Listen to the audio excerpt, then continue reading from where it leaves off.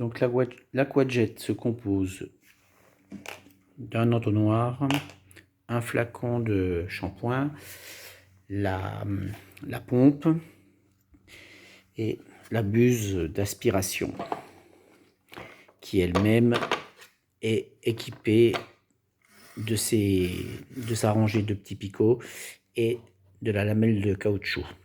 Alors, chose importante, ne pas forcer, sinon le petit carénage en plastique, s'il touche le sol trop fort, ça peut provoquer des rayures sur un parquet ou sur un carrelage. Le plastique, donc il ne faudra pas appuyer à fond, il faudra bien conserver une position pour pas que le carénage frotte. Maintenant, sur le bouchon,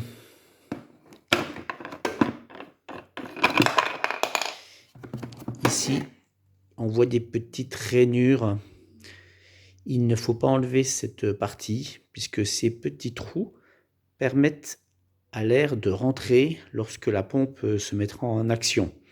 Alors forcément, vu qu'il y a des minuscules petites rainures, quand on posera sur le côté la pompe au repos, il y aura forcément des fuites. Mais évidemment, les fuites seront très minimes, hein, ce sera quelques gouttes d'eau. Ici sur le côté, nous voyons le bouton de mise en route. Alors justement, une erreur, ce sera de la laisser au repos comme ça, verticalement par terre.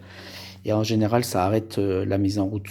Donc, il vaut mieux la poser sur le côté quand on l'utilisera. Je vous montrerai ça tout à l'heure.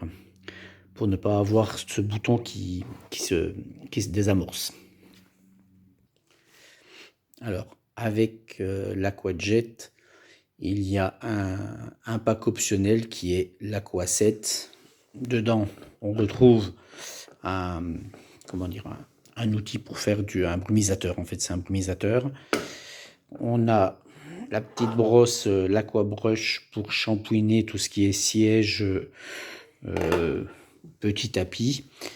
On appelle ça la squeegee, c'est une raclette sur laquelle on peut équiper avec soit des picots plastiques ou alors une mousse pour frotter le parquet ou le carrelage. Donc l'équipement Aqua7 est une option qui vient s'ajouter sur l'Aquajet. J'ai bien dit, c'est une option.